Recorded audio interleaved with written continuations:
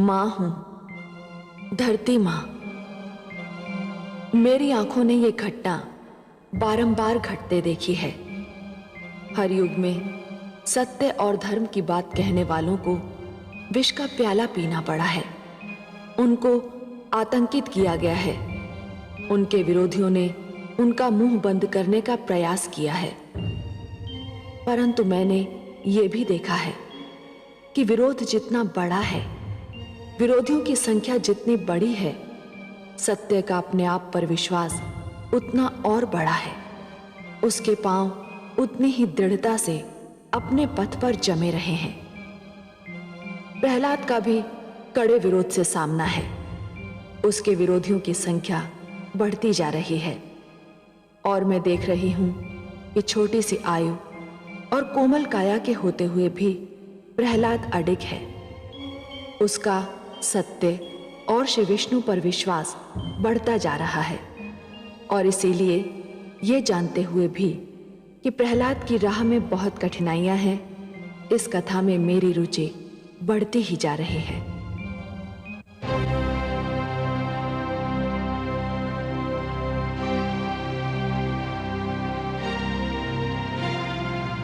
युवराज आह्लाद की जय हो। असुर लोक के राजकुमार प्रहलाद पधार रहे हैं। उन्हें आने दो।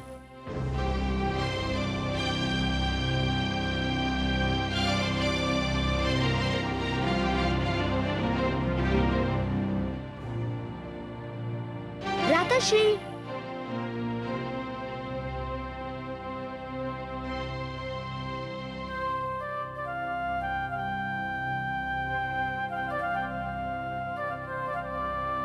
मैं आपके दर्शन को व्याकुल था भ्राताश्री।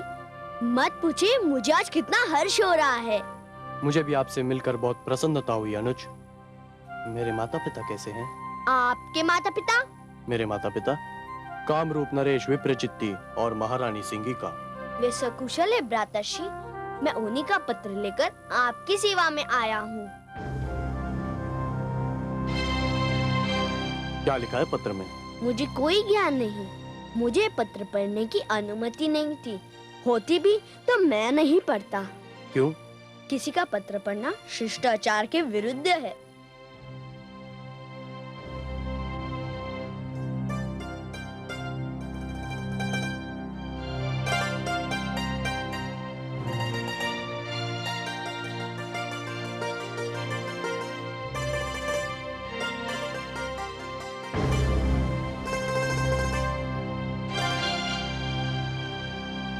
तो तुम विष्णु के महान भक्त हो? क्या ये भुआशी ने पत्र में लिखा है? हाँ, और मुझे आदेश दिया है कि तुम्हें हमारे राज्य के प्रसिद्ध विष्णु मंदिर का दर्शन कराया जाए। विष्णु का मंदिर? और आपके राज्य में? क्या आपके राज्य में भी विष्णु के भक्त है? पहले थे, अब नहीं रहे। बस उनका बनाया हुआ मंदिर रह गया है जिसमें तुम्हारे विष्णु की विशाल मूर्ति रखी हुई है। अच्छा? हाँ अनुज, आज तुम विश्राम करो। कल मैं तुम्हें उस मंदिर में भिजवा दूंगा। मेरे विष्णु का मंदिर और उसमें रखी उनकी मूर्ति की बात सुनकर मैं व्याकुल हो उठा हूँ भ्राताश्री। मुझसे विलंबना सा आ जाएगा। आप मुझे इसी क्षण वहां ले चलिए। तुम्हारी यही इच्छा है तो यही सही। द्वारपाल,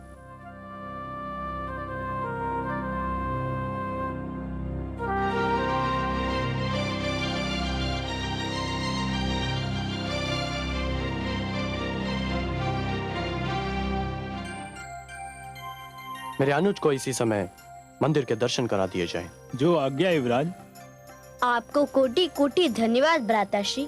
मैं मंदिर के दर्शन के उपरांत आप ही के पास आ जाऊंगा। हाँ हाँ, क्यों नहीं, मैं तुम्हारी प्रतीक्षा करूंगा।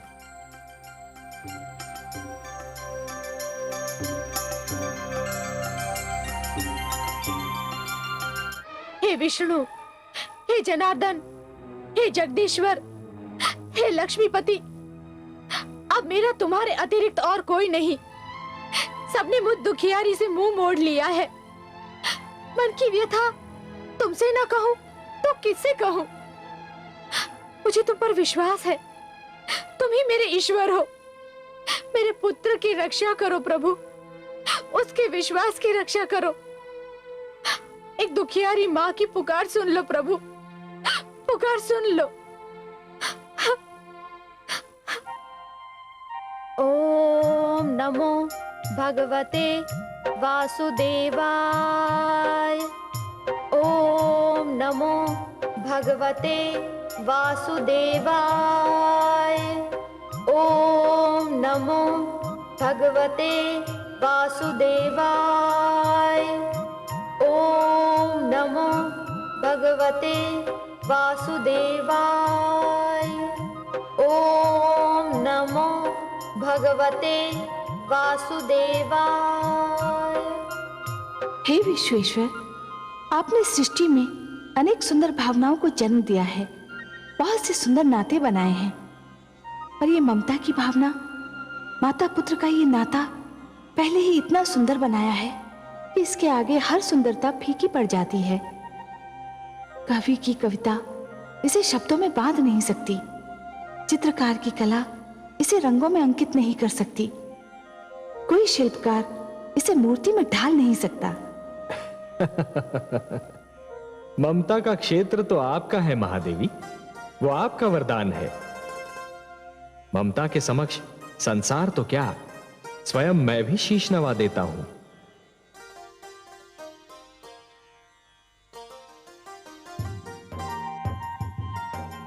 मुझे तो कयाधु की ममता में भी आप ही का रूप दिखाई दे रहा है महादेवी। ओम नमो भगवते वासुदेवाय।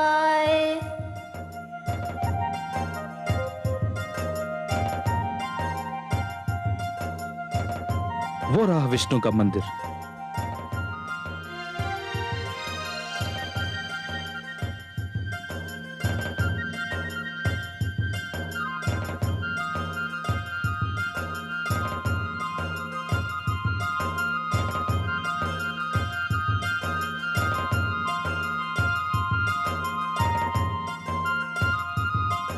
यही वो मंदिर है राजकुमार, जिसके अंदर विष्णु की मूर्ति है। आप भीतर जाइए और जब तक मन करे उसके दर्शन और पूजा कीजिए। तुम्हारा बहुत बहुत धन्यवाद। तुमने मुझे यहाँ तक पहुँचाने का जो कष्ट किया, उसके लिए मैं तुम्हारा भी आभारी हूँ।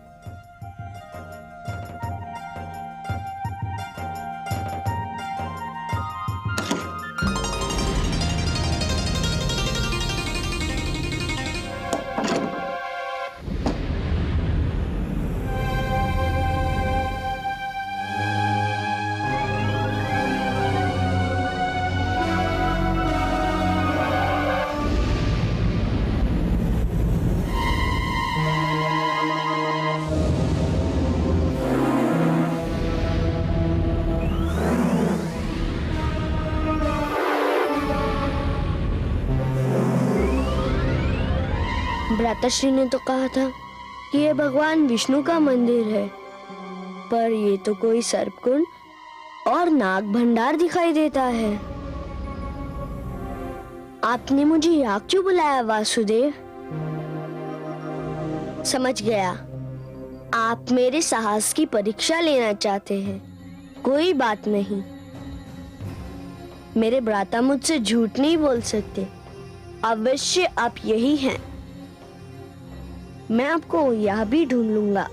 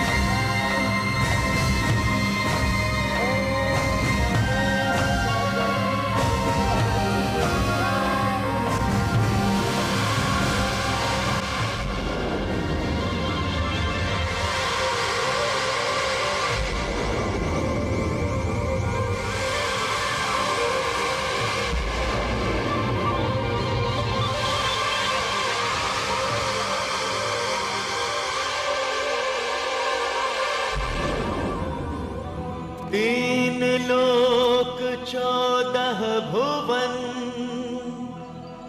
चाहे बैरी हो, जाको राखे साइया,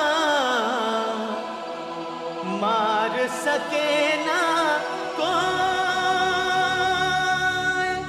जाको राखे साइया, मार सके ना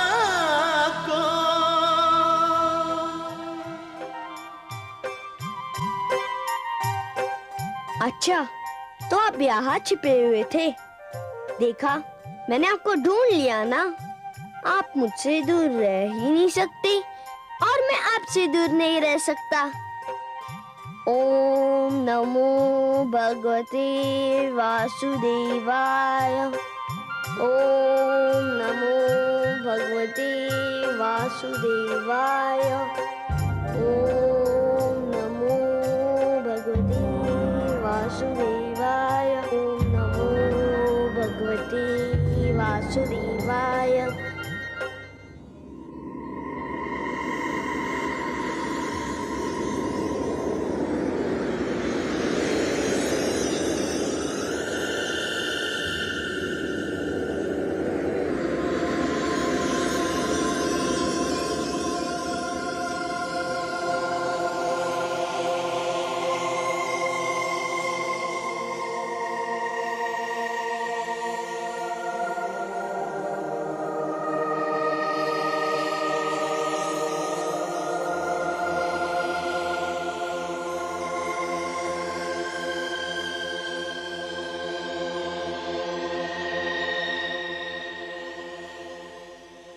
युवराज की आज्ञा का पालन कर दिया गया है।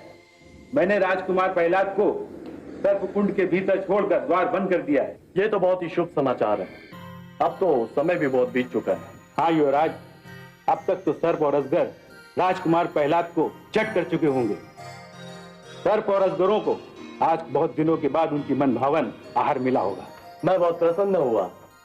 तुम्हें इस कार्य के लिए अवश्य पुरस्कार दिया जाएगा। धन्यवाद युवराज। मैं अभी किसी दूत को भेजकर माताश्री को यह सूचना देता हूँ कि मैंने उनका कहना मानकर पुत्र धर्म का पालन किया है। महामंत्री को बुलाया जाए। जो आज्ञा।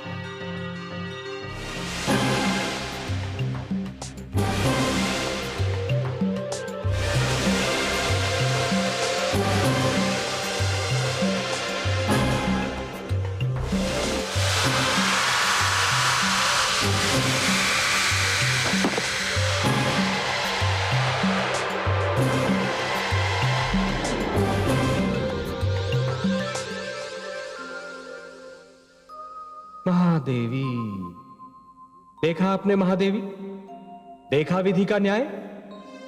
आह्लाद ने प्रहलाद को मारने के लिए सर्प को शस्त्र बनाया था, परंतु वह स्वयं मृत्यु के घर जा पहुंचा।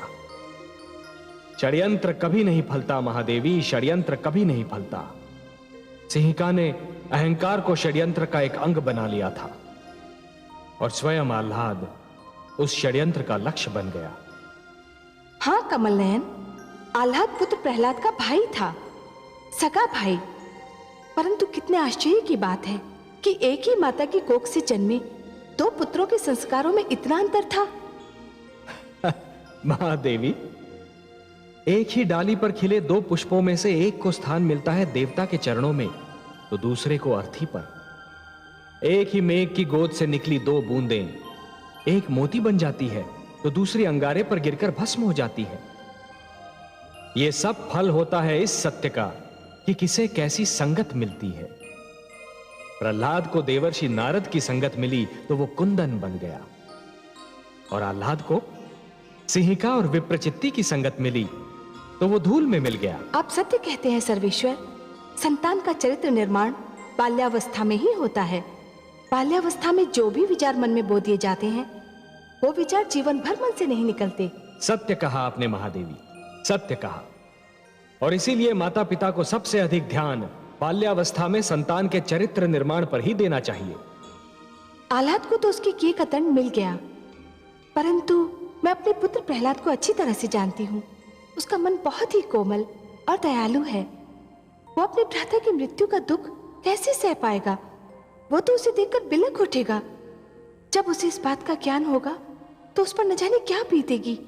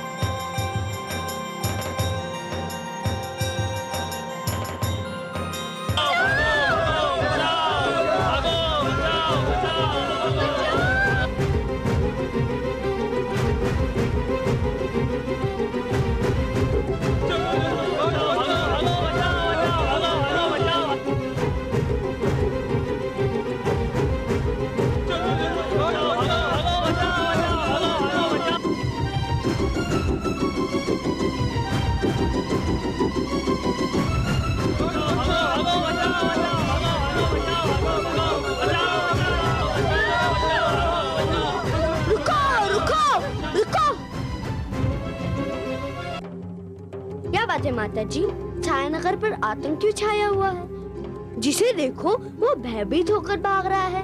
ऐसे कौन सा प्रकोप टूट पड़ा है? प्रकोप? हाँ, प्रकोप ही तो टूट पड़ा है। नगर की सीमाओं से परे जो सर्पकुंड था, न जाने कैसे उसके द्वार खुल गए और सारे सर्प और अजगर निकलकर नगर में घुस आए और नगर वासियों के घरों में घुस रहे हैं। सर्प और अजगर? हाँ पुत्र, न जाने किसका श्राप लगा है हम नगर वासियों को।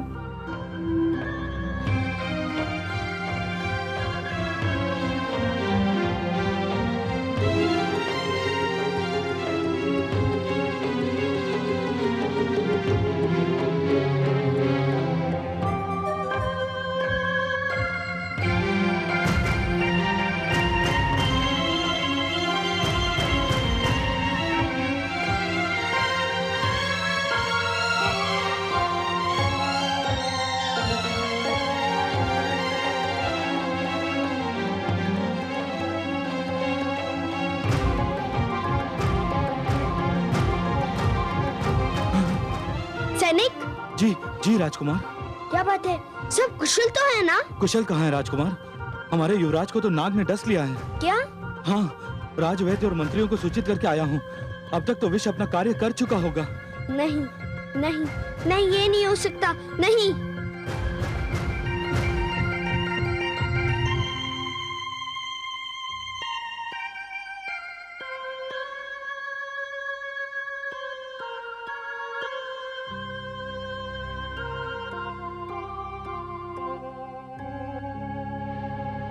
राजवैद्य, क्या युवराज के बचने की कोई संभावना है?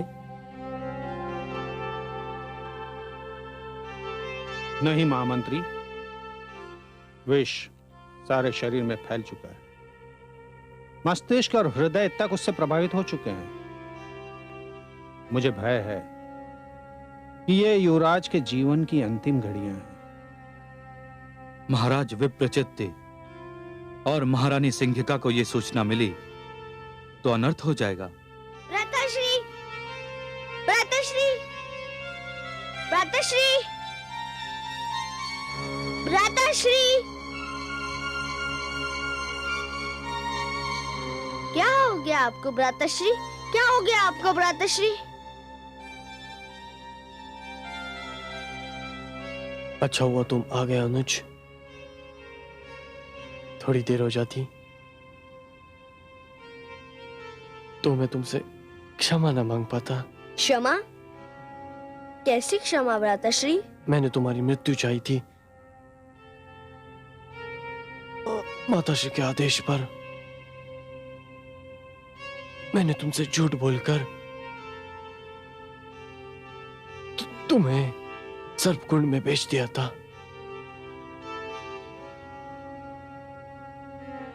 वे विषैले सांप तुम्हारा कुछ बिगाड़ ना सके,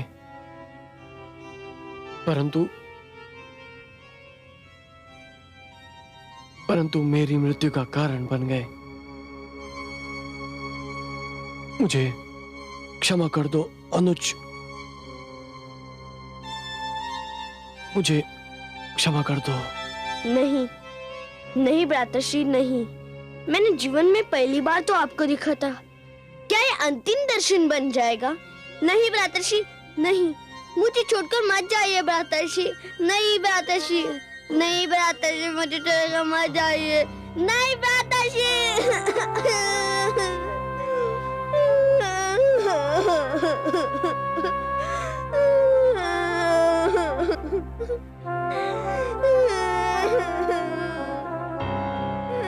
युवराज की जीवन लीला समाप्त हो गई। अब कुछ नहीं हो सकता।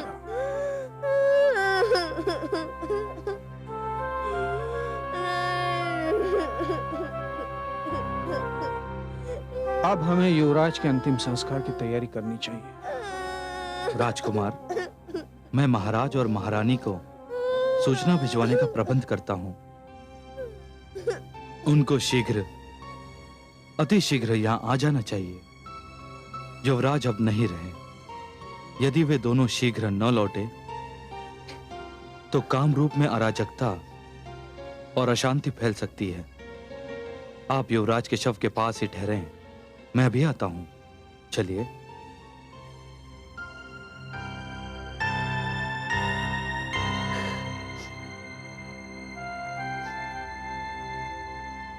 हे वासुदेव, हे नारायण, हे विष्णु, आप तो समस्त संसार को सुख, शांति और जीवन का उपहार देते हैं। क्या कहेगा संसार कि विष्णु का भक्त कामरूप में दुख, अशांति और मृत्यु का संदेश लेकर आया था? क्या कहेगा संसार कि प्रहलाद अपने भ्राता के लिए मृत्यु का उपहार लेकर आया था? ये सारा दोष तो मुझ पर आ जाएगा। मैं इस कलंक को लेकर जी नहीं पाऊंगा। हे जनार्दन, हे विश्वेश्वर, आपने सदैव मेरी विनती की लाज रखी।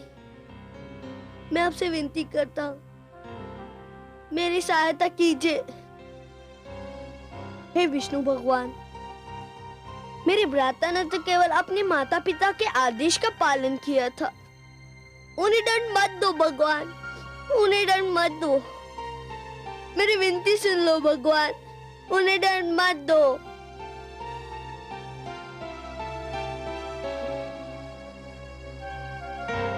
ओम नमो भगवते वासुदेवाय। ओम नमो भगवते वासुदेवाय।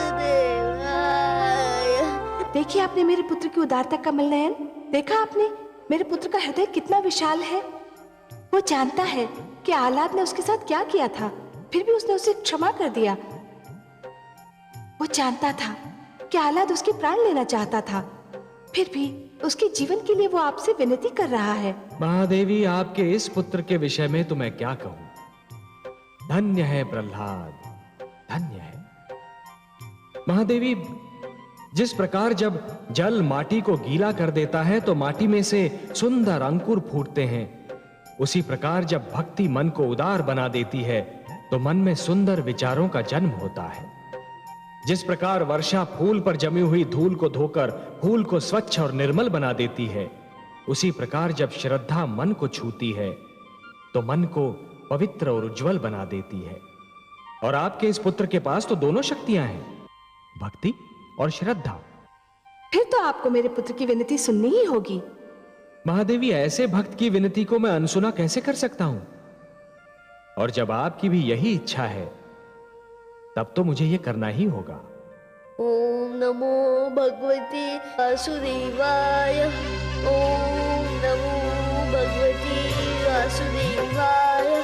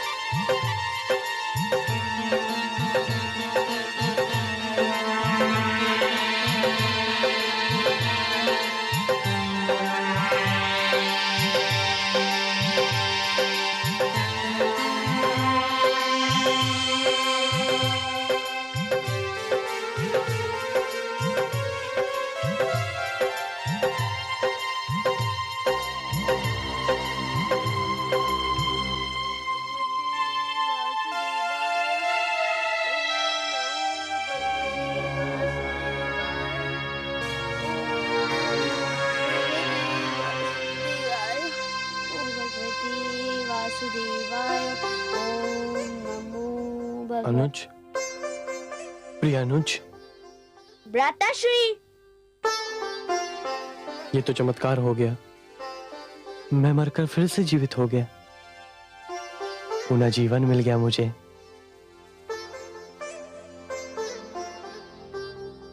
ये सब तुमने किया अनुज, तुमने। नहीं भ्राताश्री, ये तो मेरे विष्णु ने किया है। ये सब तो केवल वही कर सकते हैं भ्राताश्री। मैंने तो पुत्र प्रहलाद को पत्र में स्पष्ट रूप से लिख दिया था कि प्रहलाद की मृत्यु होते ही तुरंत सूचना भेज दे। मुझे चिंता हो रही है, अभी तक कोई सूचना क्यों नहीं आई? युवराज आह्लाद बहुत बुद्धिमान और समझदार हैं। हो सकता है किसी कारण से प्रहलाद को सर्पकुंड भेजने में विलंब हो गया हो। इसमें चिंता करने की क्या आवश्यकता है? विलंब? इतना विलंब? क्या राजकुमार आह्लाद को यह ज्ञात नहीं कि हम पर एक एक पल भारी पड़ रहा है?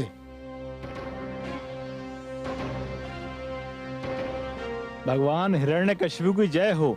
काम रूप से संदेशवाहक आया है और वो उपस्थित होना चाहता है।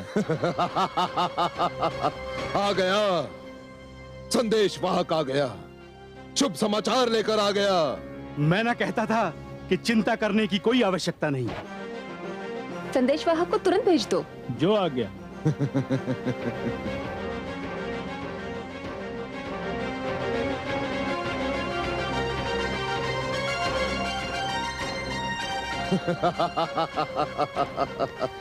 क्या समाचार लाए हो संदेशवाहक? बहुत दुखद समाचार है महारानी। समाचार सुखद है या दुखद, इसका निर्णय हम करेंगे। तुम समाचार सुनाओ। सारा कामरूप शोक सागर में डूबा हुआ है।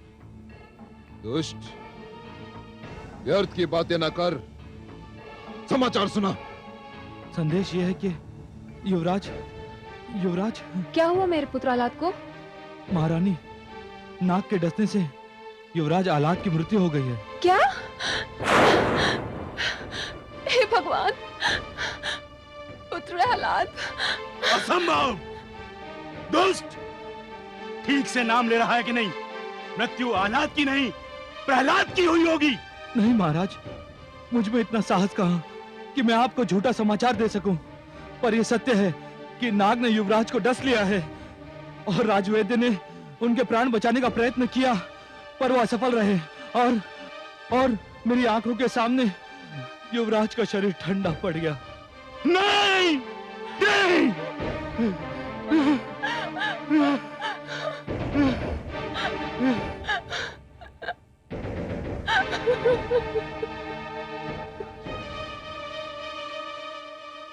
और प्रहलाद, उस दुष्ट का क्या हुआ? वो तो जीवित हैं। मैंने उन्हें अपनी आंखों से सर्पकुंड से जीवित लौटते देखा था। उल्टा हो गया, सब कुछ उल्टा हो गया। अनर्थ हो गया भ्राताश्री, अनर्थ हो गया। मैं अपना पुत्र कहां से लाऊंगी भ्राताश्री, कहां से लाऊंगी?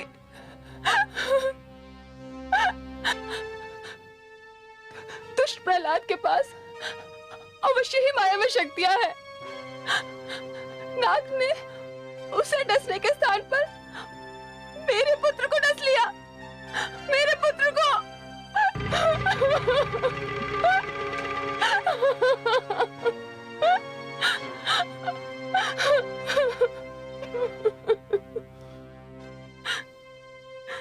मेरा पुत्र आह्लाद।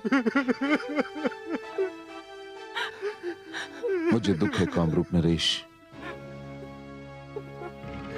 कि मेरे पुत्र प्रहलाद ने आपके पुत्र को मार डाला। मुझे दुख है।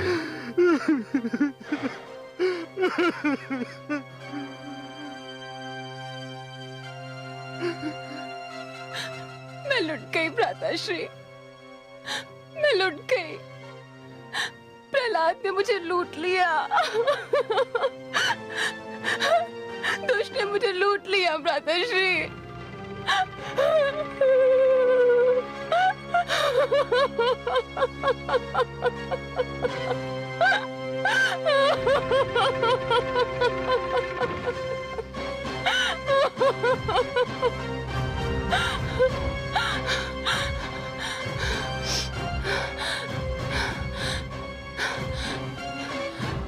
अग्निदेव के वरदान की सौगंध, जब तक मैं उस दुष्ट प्रहलाद को जलाकर भस्म न कर दूंगी, मुझे चैन नहीं मिलेगा, नहीं मिलेगा मुझे चैन। जो जैसी करनी करे वैसा ही फल पाए। बोया पेड़ बबूल का आम कहाँ से खाए। जीवन में जो भी करे बुरा के साथ 100 आंसू रोएगा सिर पर रख कर हाथ, सिर पर रख कर हाथ। मैं मां हूं, धरती मां। मेरी आंखों के सामने अनेकों बार सत्य मिथ्या से टकराया है और इस टकराव में मिथ्या सदैव हारा है, सत्य हमेशा जीता है। किंतु विडंबना यह है कि मिथ्या ने सदा यही समझा कि पाला उसी के हाथ रहा। उसने अपनी हार बड़ी सरलता से स्वीकार नहीं की। झूठ को यह ज्ञान नहीं होता कि ईश्वर सच की ओर होता है, सच के साथ होता है। श्री विष्णु भगवान ने जब भक्त प्रहलाद को पर्वत से गिरकर मरने से बचा लिया और उसे अपनी गोद में संभाल लिया, तो मैं ये सोचकर मुस्कुरा दी कि जब दुष्ट हिरण्यकशिपु को इसकी सूचना मिलेगी, जब उसे पता चलेगा कि जाको राखे साइयां मार सके ना कोई, तो उस पर क्या बीतेगी। अशुभ समाचार, अत्यंत अशुभ समाचार। 3 बार मेरा दुष्ट पुत्र, मेरा बैरी मृत्यु के मुख में गया और जीवित बाहर निकल गया। 3 बार, एक बार नहीं 3 बार, और तीनों बार तुमने उसके मृत्यु का उत्तरदायित्व अपने ऊपर लिया था स्वर भानु, और तीनों बार तुम असफल रहे, पूर्णतः असफल। भगवान में विश्वास कीजिए, सृष्टि में उससे अधिक घातक विष कोई नहीं। जो मैंने राजकुमार की खीर में घोला था, उसके जीभ से छूते ही राजकुमार को दम तोड़ देना चाहिए था। केवल कालकूट ही इससे अधिक प्रभावशाली विष था, जिसे शिव शंकर अंतिम बूंद तक पी चुके थे। मैं स्वयं आश्चर्यचकित हूं कि राजकुमार प्रहलाद बच कैसे गया। वो बच कैसे गया ये मैं नहीं जानता, पर वो अवश्य बच गया, ये मैं अवश्य जानता हूं स्वर भानु। वो जीवित है, वो अभी तक जीवित है स्वर भानु, अभी तक जीवित है, अभी तक। वो मेरे ईश्वरत्व को ललकार रहा है, अभी तक उसकी विष्णु भक्ति मेरे ईश्वरत्व का उपहास कर रही है स्वर भानु। भगवान हिरण्यकशिपु का उपहास केवल तुम्हारे कारण, केवल तुम्हारे कारण स्वर भानु। धिक्कार है तुम्हें, धिक्कार। भगवान चले जाओ, चले जाओ यहां से स्वर भानु, इससे पहले कि मेरा क्रोध तुम्हारे बचे कुचे शरीर को जलाकर राख कर दे। चले जाओ यहां से। मैं एकांत चाहता हूं, एकांत चाहता हूं।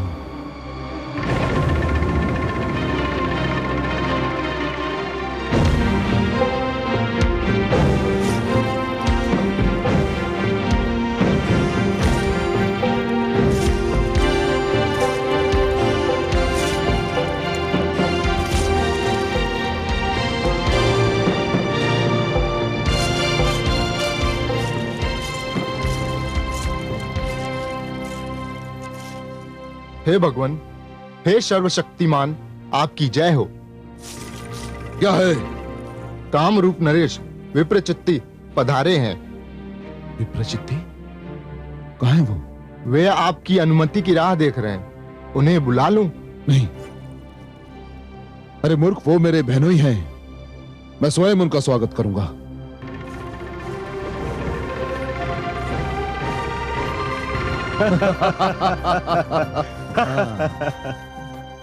जय हो भगवान हिरण्यकशिपु की जय हो। तो तुम्हें मेरे भगवान होने का समाचार मिल ही गया विप्रचित्ती? समाचार ही नहीं मिला, हमने आपको भगवान मान भी लिया है। सुंदर, अति सुंदर। पर तुम अकेले आए हो? अकेले नहीं आए भ्राताश्री, मैं भी आई हूँ। प्रणाम भ्राताश्री। सिंगिका मेरी बहन, कैसी हो? आओ। कहाँ थी तुम सिंगिका? जानती हो, आजकल मैं स्वयं को बिल्कुल अकेला पा रहा हूं। मेरे जीवित रहते हुए यदि मेरा वीरन स्वयं को अकेला पाए तो धिक्कार है मुझे। कहाँ थी तुम इतने दिन? तुम्हें देखे हुए कितना लंबा समय बीत गया। मैं तप कर रही थी भ्राताश्री, बहुत कठोर और लंबी तपस्या। तपस्या? किसकी तपस्या कर रही थी तुम? अग्निदेव की तपस्या भ्राताश्री, और उन्होंने मुझे प्रसन्न होकर वरदान भी दे दिया है। सुंदर, अति सुंदर। क्या वरदान मिला तुम्हें? अग्निदेव ने मुझे वरदान दिया है कि अब आग मुझे जला नहीं सकती। मैं अग्नि पर चल सकती हूँ, उसमें रह सकती हूँ, मुझ पर कोई प्रभाव नहीं होगा। अत्यंत सुंदर मेरी बहना, अत्यंत सुंदर। और वरदान पाते ही मैंने ये निर्णय किया कि इसका सर्वप्रथम प्रदर्शन मैं अपने भ्राताश्री भगवान हिरण्यकशिपु के समक्ष करूंगी। इसीलिए यहाँ मैं आई हूँ। केवल मेरे ही सामने क्यों मेरी बहना? इस चमत्कार को, इस अद्भुत वरदान को तो सारे सामंतों को देखना चाहिए और जानना चाहिए कि केवल भगवान हिरण्यकशिपु ही नहीं, उसकी बहन भी महान है, शक्तिशालिनी है।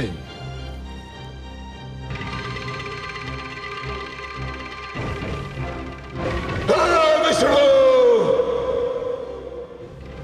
तूने मेरे घर के दीपक द्वारा मेरे घर को फूंकना चाहा, किंतु अब भी समय है, संभल जा, सचेत हो जा, क्योंकि अब मुझे मेरी बहन के रूप में एक ऐसी ज्वाला मिली है जो तेरे देवलोक को, तेरे वैकुंठ लोक को जलाकर भस्म कर देगी। विष्णु, मैं अपने भ्राता श्री हिरण्याक्ष के वध का प्रतिशोध लेकर रहूंगा, लेकर ही रहूंगा।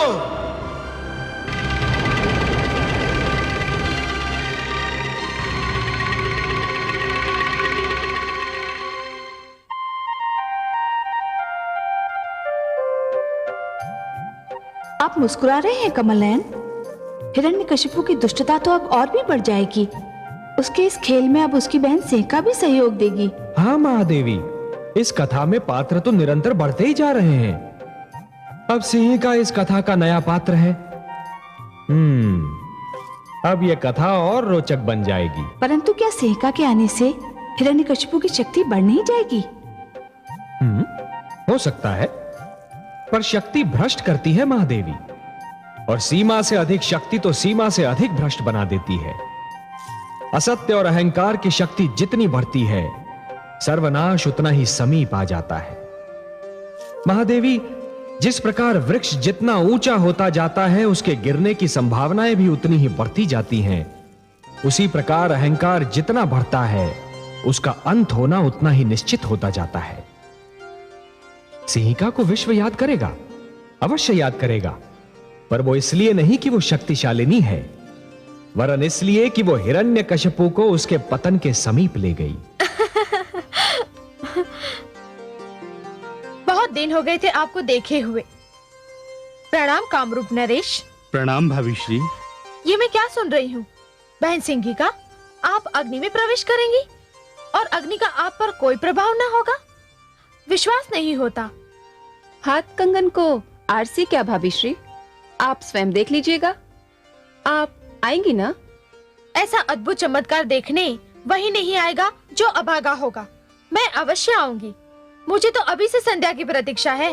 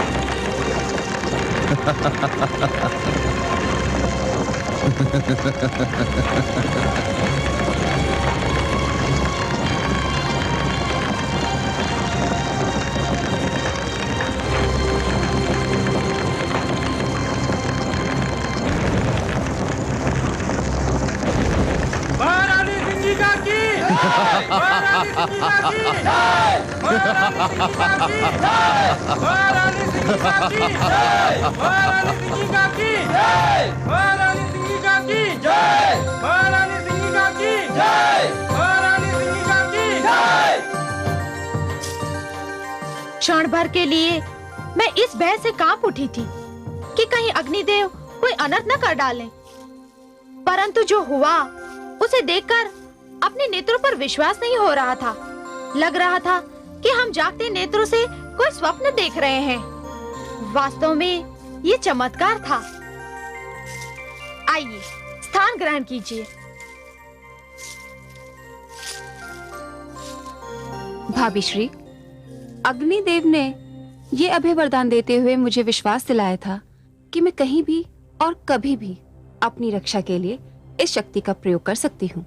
महारानी, क्या आप भूल गए ये सिंगिका किसकी बहन है? भगवान सर्वशक्तिमान हिरण्यकशिपु की। भगवान, महारानी सिंगिका के रोमांचक प्रदर्शन को देखने सभी आए, किंतु राजकुमार प्रहलाद नहीं आए। क्या वो इन दिनों गुरुकुल में हैं? हमने तो उन्हें आज तक देखा भी नहीं। किसका नाम ले लिया आपने कामरूप नरेश? किसका नाम ले लिया?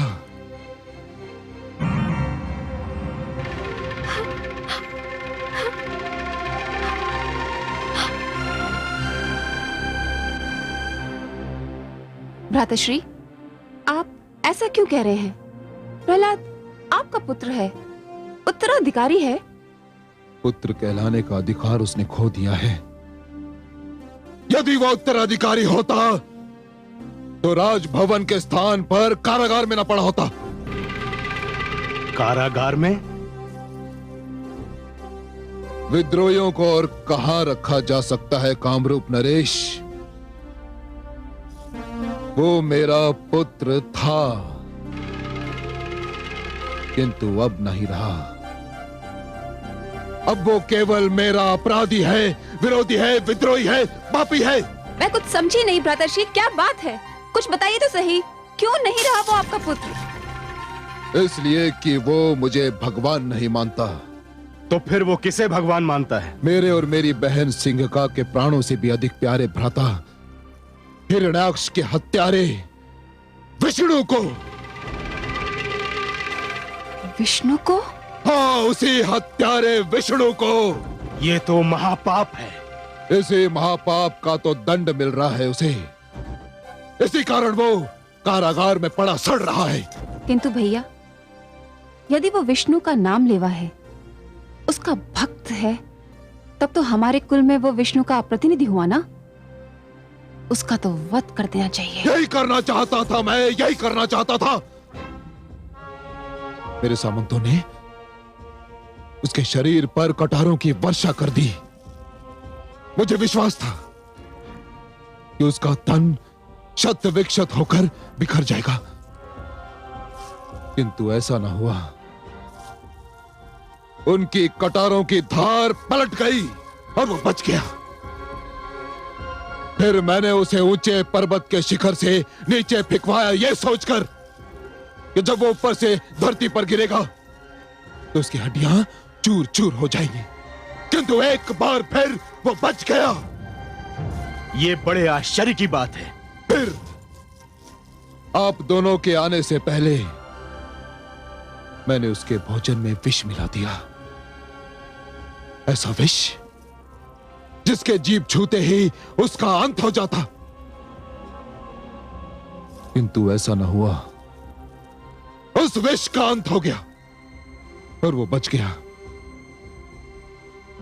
वो अभी भी जीवित है, अभी भी जीवित है वो, और उसका जीवन मेरे ईश्वरत्व को मुंह चढ़ा रहा है। सर्वशक्तिमान भगवान हिरण्यकशिपु को मुंह चढ़ा रहा है वो।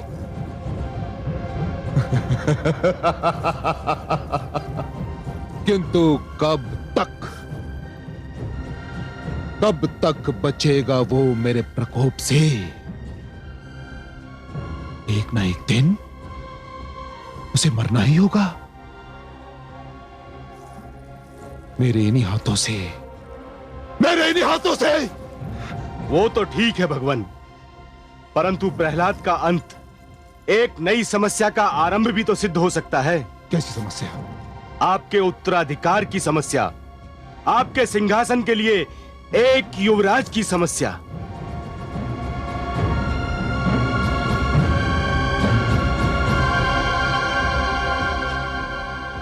ऐसा नहीं होगा स्वामी, ऐसा कदापि नहीं होगा। युवराज और इस सिंहासन के उत्तराधिकारी की समस्या का समाधान है मेरे पास। तुम्हारे पास? मेरी समस्या का समाधान तुम्हारे पास है? क्या है वो समाधान? समाधान बहुत सरल है भ्राताश्री।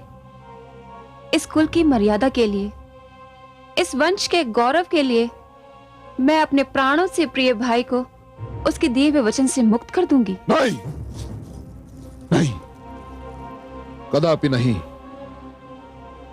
यह असंभव है। मैं अपने दिए हुए वचन से विमुख नहीं हो सकता। क्या कहेगा संसार? क्या कहेगा इतिहास कि सर्वशक्तिमान भगवान हिरण्यकशिपु ने अपने स्वार्थ के लिए अपनी बहन को दिया हुआ वचन तोड़ दिया? कदापि नहीं। हे कमल नयन, किस वचन की बात कर रहे हैं ये दुष्ट भाई बहन?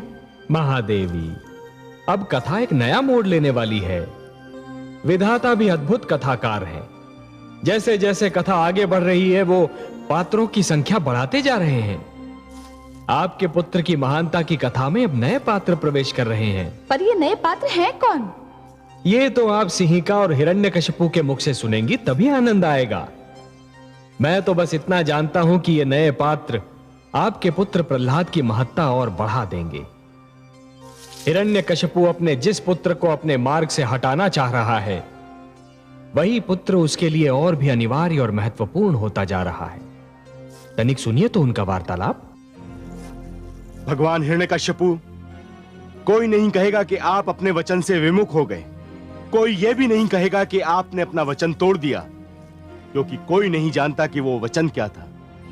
हाँ भ्राताश्री, ठीक कह रहे हैं कामरूप नरेश। ये भेद केवल हम चार जानते हैं, मैं, मेरे स्वामी, आप और भाभी श्री महारानी कयाधु, कि प्रहलाद आपकी पहली संतान नहीं है। भाभी श्री कयाधु ने पहले एक पुत्र आह्लाद को जन्म दिया था, जिसे आप लोगों ने मेरे गोद में केवल इसलिए डाल दिया था क्योंकि मैं पुत्रहीन थी, अपने स्वामी को उत्तराधिकारी नहीं दे सकती थी। इतना महान उपकार केवल आप ही कर सकते थे भगवान। आपने हमें अपना पुत्र भी दिया और ये वचन भी कि संसार कभी नहीं जान पाएगा कि आह्लाद हमारा नहीं, आपका पुत्र है। मैं तो इसमें भविष्य की महानता को भी मानती हूँ। कौन स्त्री हंस के अपनी कोख से जन्मे हुए पुत्र को किसी दूसरी स्त्री को देगी? और मुझे पुत्र देकर भावेशी ने कभी उसका नाम भी अपने मुख से न लिया। इसलिए मैंने सारी आशाएं प्रहलाद पर लगा रखी थी, सारी आशाएं। यूं तो मुझे तीसरा पुत्र आह्लाद भी मिला, किंतु वो जन्म से ही रोगी है। बड़े बड़े वैद्यों ने हार मान ली, किंतु उसके रोग का उपचार न मिला। अब सारा जीवन उसे रोग शैया पर बिताना पड़ेगा। मैं जानती हूं, इसीलिए तो आपको इस वचन से मुक्त कर रही हूं भ्राताश्री। अब आह्लाद कामरूप नरेश भी बनेगा और असुरलोक नरेश भी। मैं तो आह्लाद को तुरंत यहां बुलाना चाहती हूं। किंतु सबसे जटिल समस्या का समाधान क्या होगा? मैं इस दुष्ट प्रहलाद का क्या करूं? क्या करूं? उसे सही मार्ग पर लाने का एक प्रयास मैं भी करना चाहती हूँ। मैं उसे मिलना चाहती हूँ भ्राताश्री।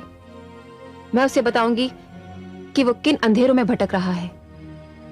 मैं उससे कारागार में मिलूंगी, अभी इसी समय। क्या मुझे अनुमति है? तुम्हें अनुमति की आवश्यकता नहीं है बहन। तुम अभी और इसी समय उस दुष्ट से मिल सकती हो। जाओ।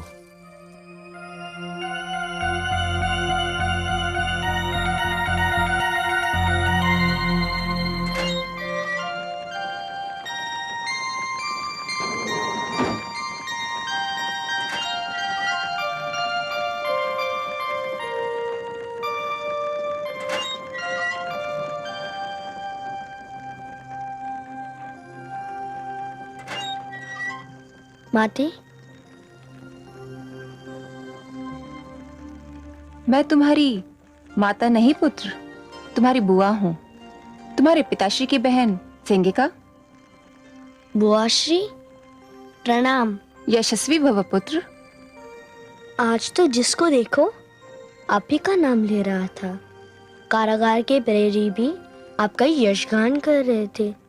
सब यही कह रहे थे कि आपने अग्नि में प्रवेश किया और अग्नि ने आपको तनिक भी क्षति नहीं पहुंचाई, जैसे वो अग्नि नहीं, शीतल वायु रही हो।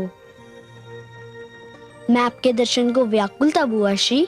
मैं भी तुम्हें देखने को बहुत व्याकुल थी पुत्र, इसीलिए इतनी रात्रि गए तुमसे मिलने आ गई। मैंने जब इस चमत्कार के विषय में सुना तो मेरा मन किया कि मैं भी ये चमत्कार देखूं, पर मैं तो कारागार में हूँ। कभी तुम्हें भी दिखा दूंगी इस चमत्कार को। ये तो मैं कहीं भी कभी भी दिखा सकती हूँ, परंतु तुम कारागार में क्यों हो पुत्र? आपको नहीं पता? मेरे पिताश्री मुझसे रुष्ट हैं। अच्छा, परंतु वो तुमसे रुष्ट क्यों है पुत्र? इसलिए कि मैं उनको भगवान नहीं मानता। अच्छा, तो फिर तुम किसको भगवान मानते हो? मैं उन्हें भगवान मानता हूँ जो भगवान है, वासुदेव, नारायण, श्री भगवान विष्णु। ओह, पर तुम विष्णु के विषय में सब कुछ जानते हो? मैं अपने विष्णु के अतिरिक्त कुछ जानते ही नहीं बुआ श्री। क्या आपको बताऊं वो कौन है, क्या है? नहीं पुत्र, मैं विष्णु के विषय में वो सब नहीं जानना चाहती जो तुम बताना चाहते हो। मैं वह बताना चाहती हूँ जो तुम नहीं जानते। क्या? आप क्या बताना चाहती है जो मैं अपने भगवान विष्णु के विषय में नहीं जानता? पुत्र, क्या तुम्हें पता है कि मेरे और तुम्हारे पिताश्री के एक और भ्राता थे, असुरराज हिरण्याक्ष, तुम्हारे चाचा श्री? हाँ, मैंने सुना है उनका नाम। तुम्हें यह भी ज्ञात है कि तुम्हारे चाचा श्री का बड़ी निर्दयता से वध कर दिया था तुम्हारे विष्णु ने? वध कर दिया था? किंतु क्यों? क्या किया था मेरे चाचा श्री ने? एक साधारण छोटी सी घटना थी वो, जो नित दिन होती रहती है और कोई ध्यान नहीं देता। एक स्त्री का अपहरण किया था उन्होंने। स्त्री का अपहरण? हाँ, धरती का अपहरण किया था उन्होंने। धरती का अपहरण? और आप इसे साधारण और छोटी सी घटना कहती है? तो और क्या? और इसके लिए निर्दयी विष्णु ने उनका वध कर दिया। बुरा न माने तो एक बात पूछूं बुआ श्री? पूछो पुत्र। क्या आपके विचार में स्त्री का अपहरण कोई ऐसा कार्य है जिसके लिए पुरस्कार दिया जाना चाहिए? बहुत घिनौना अपराध है ये। पाप किया था चाचा श्री ने। चुप रहो पुत्र, तुम्हें अपने चाचा श्री के विषय में गिरी हुई बात करते हुए लज्जा नहीं आती है? मैं चाचा श्री के विषय में नहीं कह रहा हूँ, मैं उस कार्य के विषय में कह रहा हूँ जो उन्होंने किया था। फिर तो उन्हें दंड ठीक मिला। प्रहलाद, जो बबूल बोता है बुआ श्री, उसके हाथ काटे जाते हैं, फल नहीं। मेरी विष्णु की यही तो विशेषता है। वो पुण्य करने वालों पर दया करते हैं और पाप करने वालों को दंड देते हैं। वो मानतम न्यायमूर्ति हैं, इसलिए तो मैं उनको ईश्वर मानता हूँ। तो तुम अपना हट नहीं छोड़ोगे? हट होता तो छोड़ देता, पर यह मेरा धर्म है, इसे नहीं छोड़ूंगा।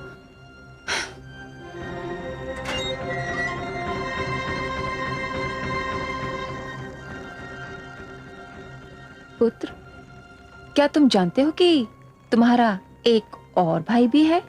हाँ, हलाद, पर वो बेचारा जन्म से ही रोगी है। उसके अतिरिक्त भी तुम्हारा एक बड़ा भाई है, आहलाद। आहलाद? पर किसी ने मुझे उसके विषय में बताया ही नहीं, माताश्री ने भी नहीं।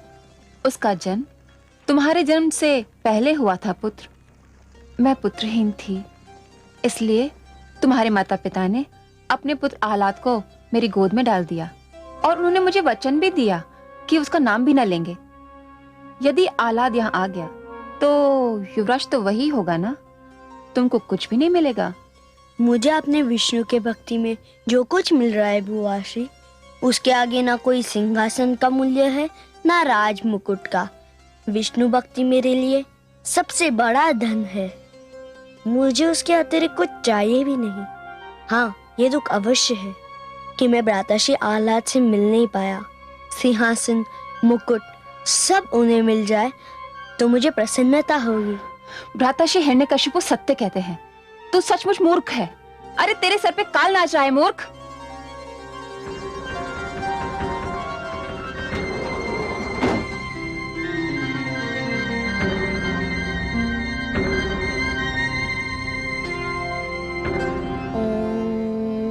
नमो भगवते वासुदेवाय। देखा कमल नयन, मेरे पुत्र का अडिग विश्वास। देखा महादेवी, भली भांति देखा। आपके पुत्र के इसी अडिग विश्वास ने तो उसकी कोमल काया में सृष्टि की सारी शक्ति भर दी है। मैं तो ये सोचकर प्रसन्न हूँ कमल नयन कि मेरे पुत्र ने जीवन का ये भेद जान लिया है कि जिसके पास आत्मविश्वास की शक्ति है उसे कोई रोक नहीं सकता, उसे कोई झुका नहीं सकता। मुझे गर्व है अपने पुत्र पर। मुझे भी गर्व हो रहा है आपके पुत्र पर देवी। वो समस्त संसार को सिर उठाकर चलने और सिर उठाकर जीने का संदेश दे रहा है। संसार को उससे सीख लेनी चाहिए। हाँ कमल नयन, मेरा पुत्र सारे संसार को ये बता रहा है कि सबसे महान जीवन वही है जिसकी नींव ईश्वर पर उसके विश्वास और प्रेम पर रखी गई हो। जब आप ये सब जानती हैं, तो कभी कभी अपने पुत्र को परीक्षा देते देख घबरा क्यों जाती हैं? वो मेरी विवशता है कमल नयन। ममता मुझे व्याकुल कर देती है। आप ही बताइए, क्या कोई माँ अपने पुत्र को दुख झेलते देख सकती है? मैं जानती हूँ मैं देवी हूँ, किंतु जब किसी माँ को तड़पते देखती हूँ तो मैं भी माँ बन जाती हूँ। तभी तो सारा संसार आपको माता कहकर पुकारता है। आप ममता का भंडार हैं महादेवी।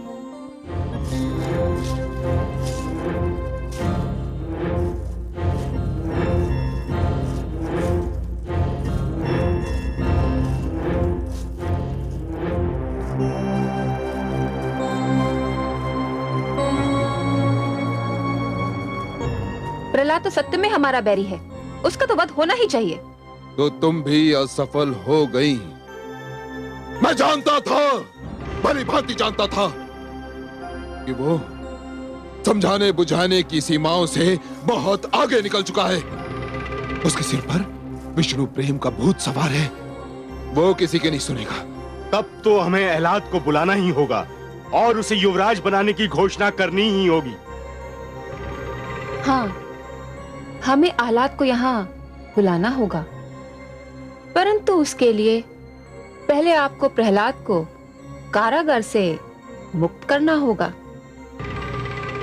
क्या क्या कहा तुमने कि मुझे प्रहलाद को कारागार से मुक्त करना होगा? अपने बैरी को मुक्त करना होगा? कारागार से भी और जीवन से भी। ये क्या कह रही हो तुम? मैं सत्य कह रही हूं भ्राताश्री।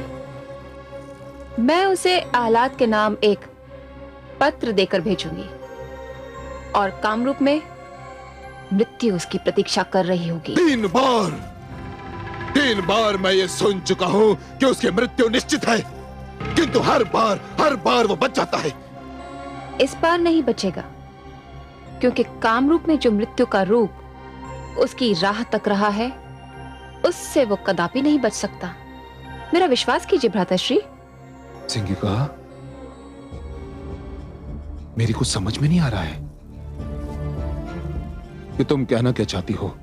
कामरूप में हमारी नगर के सीमा के बाहर एक भयानक सर्प कुंड है।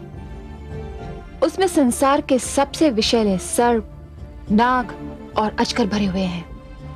मेरे आदेश के अनुसार अहलाद दुष्ट प्रहलाद को उस भवन में छोड़ देगा और सर्प देखते ही देखते प्रहलाद को समाप्त कर देंगे।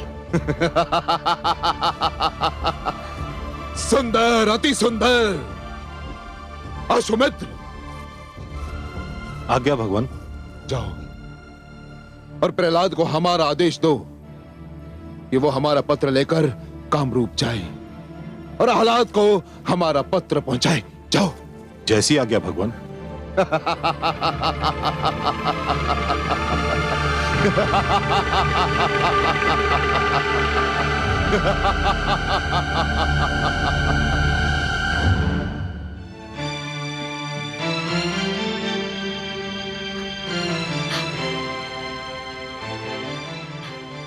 ये तुम क्या कर रही हो बहन सिंगिका? क्या कर रही हूँ मैं? मेरे पुत्र के लिए मेरे स्वामी की शत्रुता क्या कम थी, जो तुमने भी शत्रुता पर कमर कस ली? प्रहलाद कोई पराया नहीं तुम्हारा, तुम्हारी भ्राताश्री का रक्त है उसकी रगों में। दया करो उस पर। उसकी रगों में हमारा रक्त अवश्य है भाभी श्री, परंतु उसके मन में हमारे विचार नहीं, हमारी परंपराओं का आदर नहीं, हमारे कुल का सम्मान नहीं। प्रहलाद हमारी दया का पात्र नहीं। बहन सिंगिका, तुम भी एक नारी हो। हर नारी के पीछे एक माँ छुपी होती है।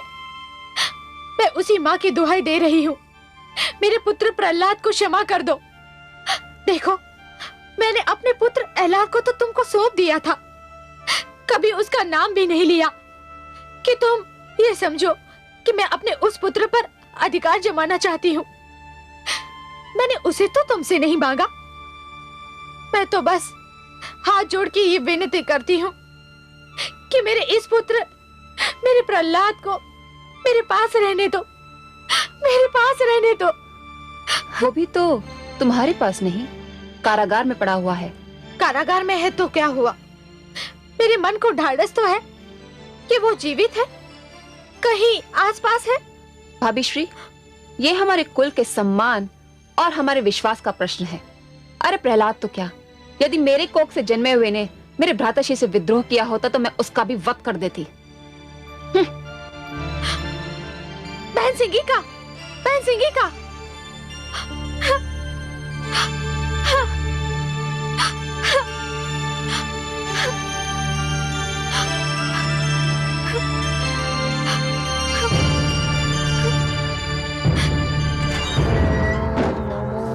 भगवते वासुदेवाय। ओम नमो भगवते वासुदेवाय। ओम नमो भगवते प्रणाम राजकुमार वासुदेवाय।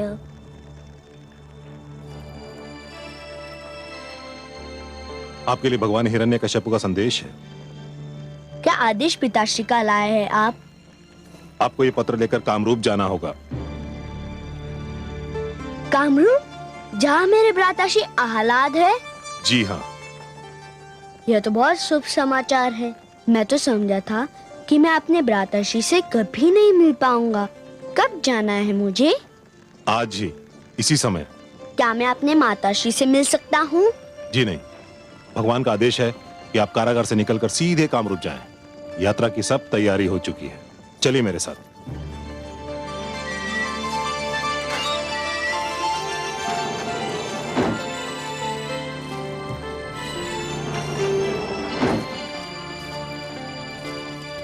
हे कमल नयन, ये सब क्या हो रहा है? वही हो रहा है जो विधाता ने लिखा है। उसके अतिरिक्त और हो भी क्या सकता है? परंतु हे दया सिंधु, अब मेरे पुत्र की रक्षा कौन करेगा? अब तक आपके पुत्र की रक्षा कौन कर रहा था महादेवी? आपका पुत्र अपने बिछड़े हुए भाई से मिलने जा रहा है और दो बिछड़े भाइयों का मिलाप एक रोचक दृश्य होता है। मैं भी जानती हूँ और आप भी जानते हैं कैसा भाई है ये आह्लाद। जिस प्रकार भेड़ियों में पला मानव पुत्र भी भेड़िया बनकर रह जाता है, उसी प्रकार असुरों के बीच रहकर आह्लाद भी पूर्ण रूप से असुर बन चुका है।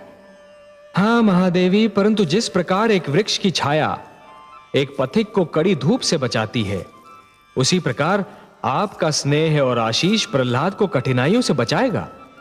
आप चिंता न कीजिए। चिंता कैसे न करूं करुणा सिंधु? पहले हिरण्यकशिपु, फिर सिंगिका और अब आह्लाद। मेरे पुत्र के शत्रु बढ़ते ही जा रहे हैं। महादेवी, जिसके शत्रु बढ़ते जाते हैं वो स्वयं अपनी शक्ति भी तो बढ़ाता जाता है। आपके पुत्र प्रहलाद की शक्ति प्रतिदिन बढ़ती जा रही है। आप अपने स्नेह पर विश्वास रखिए, अपने पुत्र के अडिग विश्वास पर विश्वास रखिए।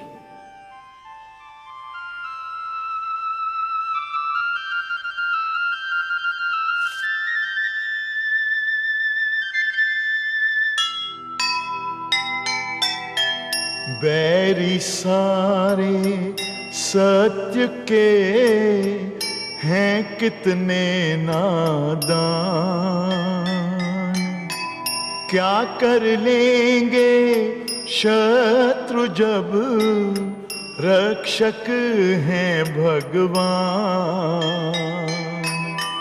रात अंधेरी है मगर मन में है विश्वास,